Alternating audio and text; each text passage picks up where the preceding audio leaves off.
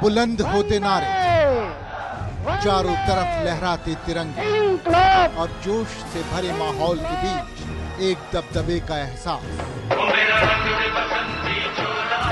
वो एहसास जिसकी धमक सरकार के कानों तक भी पहुंच रही होगी, क्योंकि एक बार फिर सिर पर सफेद टोपी पहने अनशन पर बैठ गया है वो शख्स जो सरकार के खिलाफ जन लोकपाल की लड़ाई लड़ते लड़ते लोगों की नजरों में बन गया है संत। लेकिन इस बार अन्ना का अनशन रस्मी नहीं है, बल्कि 74 साल के अन्ना ने इस बार जन लोकपाल को लेकर आर पार की जंग का ऐलान कर दिया है। जब तक लोकपाल नहीं आता तब तक भारत की जनता मुझे मरने नहीं देंगी, मुझे विश्वास है। तो जनता मुझे मरने नहीं देगी और ये जनता खड़ी हो गई, इसलिए तो मेरा बल बढ़ रहा है, मेरी शक्ति बढ़ रही है, मेरी ताकत बढ़ रही है, मेरी उम्मीदें बढ़ रही है। मुझे विश्वास हो रहा है कि जन लोकपाल आने तक मैं मरूंगा नहीं और ना जनता मुझे मरने देंगी। हम सब मिलकर ये कोशिश करते रहना। यूं तो अन्ना हजारे पहले भी कई बार अनशन पर बैठ चुके हैं, लेकिन इस बार उनके अनशन पर पूरे देश की निगाहें इसलिए भी टिकी हैं क्योंकि सितंबर 2011 में मुंबई में अन्ना का अनशन फ्लॉप हो गया था और उनकी सेहत ने भी साथ छोड़ दिया था। लेकिन इस बार अन्ना ने ऐलान कर दिया है कि मरते दम तक जारी रहेगी जन लोकपाल की जंग, और एक बार फिर सरकार के सामने चुनौती बनकर खड़े हैं अन्ना हजारे। अब केजरीवाल जी और उनकी अन्ना की टीम अगर अनशन नहीं कर सकती है तो बेचारे अन्ना क्या करें, मजबूरी में उनको बैठना ही पड़ेगा। अभी उनको जो करना है करें, स्वतंत्र हैं और भारत प्रजातांत्रिक देश है और हर व्यक्ति को अपना विरोध दर्ज कराने का अधिकार है। सीधे दिल की बात कहने वाले अन्ना का आभा मंडल पिछले कुछ महीनों में ऐसा बढ़ा कि वो देखते ही देखते उम्मीदों का आसमान बन बैठे और वो बन गए जन जन की आवाज।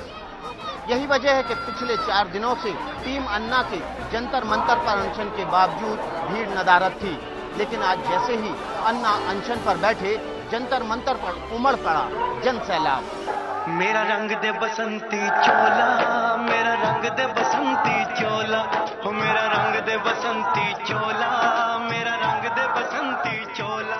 हमारे टीम का अनशन जाहिर हो गया और हम बैठकर जब सोचा था तो उन्होंने कहा कि हाँ इस बार हम अनशन करेंगे, आपने नहीं करना क्योंकि आपकी तबीयत ठीक नहीं रहती। ये पिछले 4 बार अनशन के कारण मेरे बीपी वगैरह अप डाउन होते रहता है।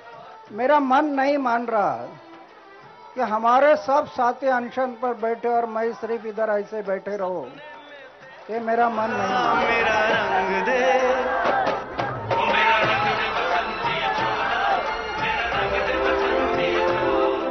अन्ना हजारे को देश ने पहली बार उस वक्त देखा जब वो अप्रैल 2011 में इसी जंतर मंतर पर जन लोकपाल बिल लाने की मांग को लेकर अनशन पर बैठे थे। शुरू में तो सरकार ने इस आंदोलन को भाव नहीं दिया, लेकिन जैसे ही जनता अन्ना के समर्थन में कूद पड़ी, सरकार के कान खड़े हो गए और फिर अन्ना हजारे और सरकार के बीच छिड़ गई जन लोकपाल की जंग। और इस जंग में अन्ना ने तान दी देश के सबसे बड़े राजनीतिक परिवार के ऊपर तलवार।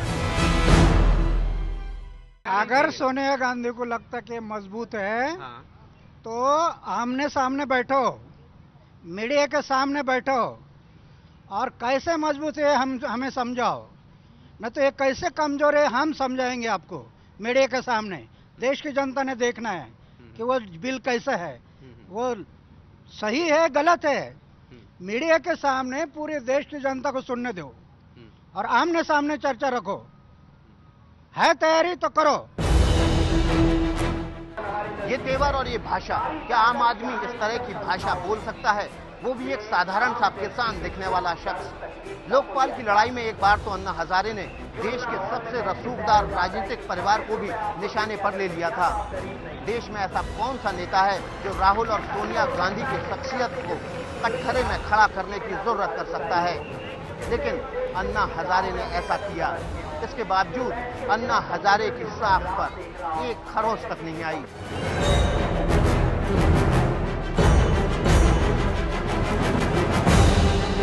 उन्होंने जो लेटर लिखा और स्टैंडिंग कमेटी में जो 3 मुद्दे आए, स्टैंडिंग कमेटी में भी इनकार किया। इसके पीछे हमें संदेह है, इसका चलाने वाला राहुल गांधी हो सकता है, उसके बिना ये नहीं होगा। दूसरा कौन है सीनियर, किसकी हिम्मत है इनको विरोध करने की? इसके पीछे जरूर राहुल गांधी हो सकता है, इसके कारण ही ये सब गड़बड़ी हो रही है। सरकार की ये समझ में नहीं आ रहा है कि ये जो एक नई चीज पैदा हो गई है, एक जो नया फिनोमेना पैदा हो गया है, नई परिघटना पैदा हो गई है। एक आदमी सफेद टोपी लगा के आता है और बड़े व्यंग्यात्मक अंदाज में कहता है कि जो लोकपाल बिल नहीं बन पा रहा है इसके पीछे राहुल गांधी हैं। तो फिर पत्रकार उससे पूछते हैं कि आप सोनिया गांधी का नाम क्यों नहीं लेते? तो व्यंग से कहता है कि वो बीमार हैं, उनका अगर हम नाम ले लेंगे तो उनकी बीमारी और बढ़ जाएगी। कोई भी ऐसा कौन नेता है जो कि राहुल गांधी और सोनिया गांधी के ऊपर ऐसा सीधा इल्जाम लगाता हो? भाषण में भी उन्होंने शायद इस्तेमाल करके कहा कि अगर सेंस ऑफ द हाउस का भी पालन नहीं हो रहा, प्रधानमंत्री की चिट्ठी को गंभीरता से नहीं लिया जा रहा, तो फिर ऐसा कौन शक्तिशाली व्यक्ति है जो सारा काम बदल रहा है? फिर तो शायद राहुल गांधी होंगे। ये कहते ही ऐसा लगने लगा दूसरे हमारे दोस्तों को जो सरकार में थे या पार्टी में थे कि वो टारगेट कर रहे हैं। जन लोकपाल की इस लड़ाई में अन्ना हजारे ने सबसे पहले केंद्र सरकार के मंत्रियों से और फिर कांग्रेस के दिग्गज नेताओं से दो हाथ किए, लेकिन जन लोकपाल की इस लड़ाई में ना तो सरकार को कोई मंत्री, ना कांग्रेस का कोई सिपहसालार अन्ना का कुछ बिगाड़ पाया, क्योंकि भ्रष्टाचार की इस लड़ाई में बेदाग जीवन का ब्रह्मास्त्र ही अन्ना का सबसे बड़ा हथियार था। 65 की पाकिस्तान और हिंदुस्तान की जो लड़ाई हुई थी उसका भगोड़ा सिपाही है। इसके गांव में प्रधान इसके खिलाफ जीता है। अभी इसने शरद पवार का कांग्रेस का विरोध किया महानगर पालिका चुनाव में, और कांग्रेस तो शरद पवार ही वहां जीत के आए। ये आके दिल्ली में नाटक करता है, इसका कोई वजूद नहीं है हिंदुस्तान की राजनीति में। इसलिए भाजपा का एजेंट है अन्ना। अन्ना ने कब कहा कि मैं महात्मा हूँ? अन्ना ने कब कहा कि मैं बड़ा नेता हूँ? मैं खुद कह रहा हूँ कि वो एक साधारण कार्यकर्ता है। उनको महात्मा बनाना, या जैसे गाइड फिल्म में देवानंद को ज़बरदस्ती उपवास करा दिया और फंसा दिया, तो ऐसा उनको महिमा मंडन करके फंसाने की कोशिश नहीं करना चाहिए। न तो महिमा मंडन करना चाहिए, न उनकी निंदा करना चाहिए। उनको वो जैसे हैं वैसा ग्रहण कीजिए।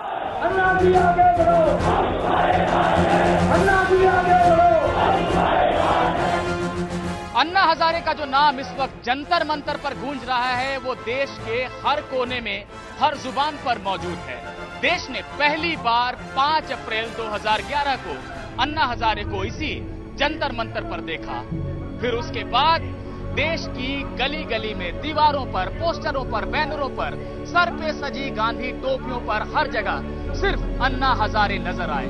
सिर्फ 15 महीने में अन्ना की आंधी ने पूरे देश को अपने आगोश में ले लिया।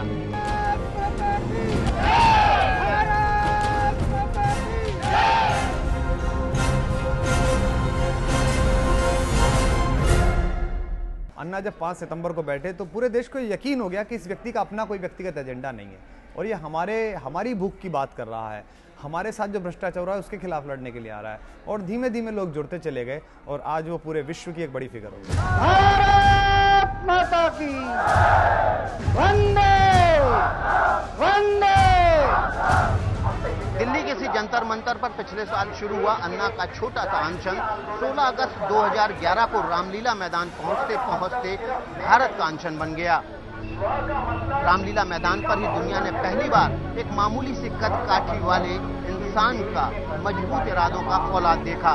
यही वजह रही कि देश में पहली बार कोई अनशन संसद के आश्वासन पर टूटा, यानी सरकार को झुकना पड़ा और एक मायने में संसद को भी झुकना पड़ा। भारतीय राजनीति की पुरानी विशेषता है जिसमें कुछ संत किस्म का चरित्र, भले ही वो राजनीतिक रूप से उतना प्रखर ना हो, उतना बड़ा आभा मंडल उसका ना हो, भले ही उसके पीछे लाखों लाख जनता मार्च ना कर रही हो, अगर कोई संत किस्म का चरित्र है तो जनता का उसके अंदर विश्वास होता है और वो उसके कहने पर खड़ी होती है।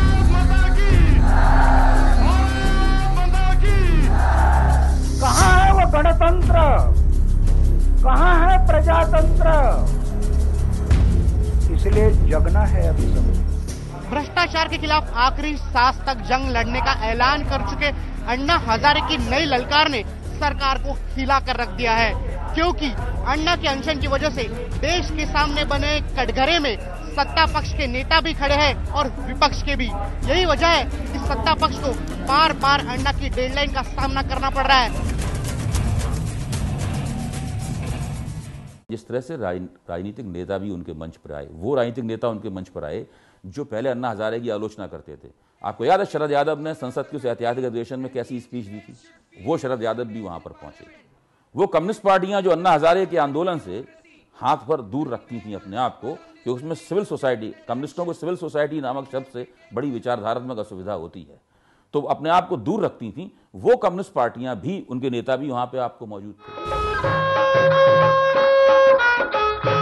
अन्ना हजारे एक बार फिर अनशन पर बैठे हैं। इन अनशनों ने जहां उनकी शोहरत बढ़ाई है, वहीं केंद्र की यूपीए सरकार की मुसीबतें भी। शायद यही वजह है कि सरकार ने कभी भी जन लोकपाल के मुद्दे पर अन्ना के आंदोलन में पलीता लगाने में कोई कसर नहीं छोड़ी, लेकिन हर बार सरकार के दांव उल्टे पड़ते चले गए। राजनीतिक दलों ने अन्ना हजारे के ऊपर लांछन लगाए, लेकिन वो उनकी बेदाग छवि में खरोंच तक नहीं डाल सके।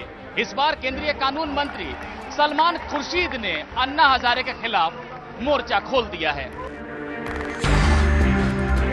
हमारा ये मानना है कि जो जैसा लोकपाल वो बना रहे थे या चाहते थे, उससे जनता प्रताड़ित होगी, ऐसा हमारा मानना है। ऐसा मानना है। मैं मानता हूं कि हर दफ्तर में एक विजिलेंस का आदमी बैठा होगा जिसकी जवाबदेही दफ्तर का जो हेड है, एचओडी होता है, उसको नहीं है, तो फिर आप कैसे चलाएंगे? जर्मनी के नाजी जर्मनी में एक सिस्टम था कि जो लोग काम किया करते थे उन पर एक नाजी अफसर बैठा रहता था और वो देखता था कि ये काम ठीक कर रहे हैं, नहीं ठीक कर रहे हैं।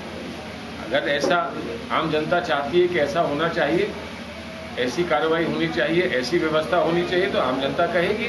एक जन नेता का मस्तिष्क जिस तरह से काम करता है, उस तरह से इस सरकार के नेताओं का मस्तिष्क काम नहीं करता है।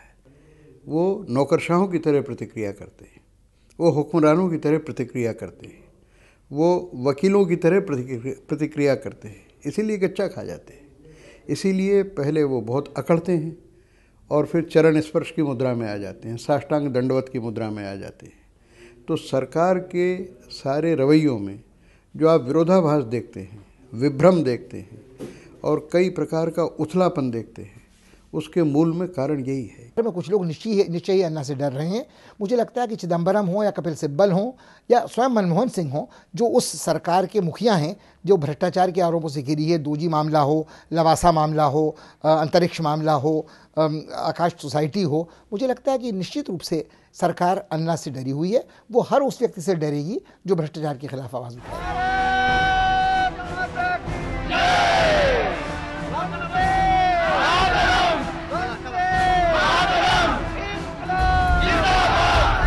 पिछले 15 महीने में महाराष्ट्र से निकलकर अन्ना हजारे का नाम पूरे देश में गूंजा। इसीलिए सरकार ने बार बार अन्ना हजारे पर पलटवार किया, लेकिन हर बार सरकार का वार खाली गया। इसलिए बौखलाई सरकार ने फिर टीम अन्ना को घेरने की कोशिश की, लेकिन जितने बार सरकार ने अन्ना या उनके आंदोलन को दबाने की कोशिश की, अन्ना का ग्राफ उतनी ही तेजी से बढ़ा। रुक रुक कर कांग्रेस और सरकार अन्ना पर हमले करते हैं, लेकिन अन्ना आज भी अटल खड़े हैं।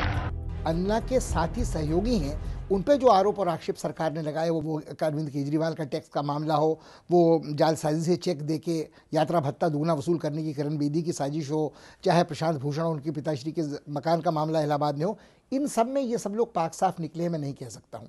मगर मुझे लगता है कि अन्ना की अपनी छवि बिल्कुल पाक साफ बनी रही। पिछले 15 महीनों में अन्ना देश भर के लोगों में ये विश्वास जगाने में कामयाब हो गए कि जो वो बोलते हैं उसे वो करके दिखाते हैं। सीधा और बेबाक बोलने वाले अन्ना से लोग फिदा हो गए और इसके बाद जब वो टेलीविजन पर खद्दर पहने बोलते हुए नजर आए जितना उनके शब्दों ने अनपढ़ व्यक्ति के दिल को छुआ, उतना ही एक पढ़े लिखे इंसान के एहसास को झकझोर दिया। और इसके पीछे ताकत है उनका बेदाग जीवन। कोई लेन देन नहीं, मंदिर में रहता हूँ, 8 फीट बाय 10 फीट का कमरा है, सोने का बिस्तर है, खाने का प्लेट है, कुछ रखा नहीं जीवन में। मेरे घर में गया नहीं, 35 साल हो गए। मेरे 3 भाई हैं, उनके बच्चों का नाम क्या है पता नहीं। करोड़ रुपए की योजना अपनी, करोड़ रुपए की, कई बैंक बैलेंस नहीं। 15 साल तक दिन रात अन्ना अपने गांव के विकास में लगे रहे। अन्ना की मेहनत रंग लाई और देश के 6 लाख गाँव में रालेगंज सिद्धि बन गया आदर्श गाँव। रालेगंज सिद्धि में खुशियों की फसल लहलहाने लगी। स्कूल बने, अस्पताल बने और गांव में चल रही 39 शराब की भट्टियां तोड़ दी गई। रालेगंज सिद्धि की इस तरक्की ने अन्ना की शोहरत पूरे महाराष्ट्र में फैला दी। तो रालेगंज सिद्धि पूरा चेंज आ गया। पर हेड इनकम पर मंथ 200 रुपया था, आज वो इनकम 2500 से आगे चला गया।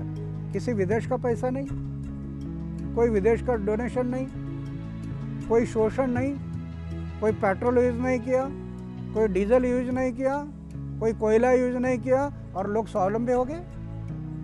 ये रास्ता था ये देश के लिए। अन्ना हजारे का आभा मंडल बढ़ा तो उन्होंने आगे सरकार में भ्रष्टाचार के खिलाफ आवाज बुलंद कर दी। पहले अपने गांव से, उसके बाद मराठवाड़ा और उसके बाद महाराष्ट्र में अन्ना का गैर राजनीतिक आंदोलन जोर पकड़ गया और उसका केंद्र बना मुंबई। जनता के लिए जान की बाजी लगा देने की अन्ना की तैयारी ने उन्हें जल्द ही महाराष्ट्र में जननायक के तौर पर उभार दिया। करप्शन को जो पर्कुलेशन लगा, इसके बारे में जब दिमाग में आ गया, 75 में रूरल डेवलपमेंट का काम शुरू किया, 91 में करप्शन की मूवमेंट शुरू किया और आज महाराष्ट्र में 33 डिस्ट्रिक्ट 252 ब्लॉक में हमारा संगठन खड़ा हो गया। भ्रष्टाचार विरोधी जन आंदोलन। सरकार का नाक दबाने से मुंह खुल जाएगा। तो ये करते करते करते अभी देश की जनता का प्रश्न सामने जो आ गया, इसलिए मैं दिल्ली में गया। पिछले 20 सालों में अन्ना हजारे ने अपने गांव रालेगंज सिद्धि से लेकर देश की राजधानी दिल्ली तक भ्रष्टाचार के खिलाफ एक लंबी लड़ाई लड़ी है।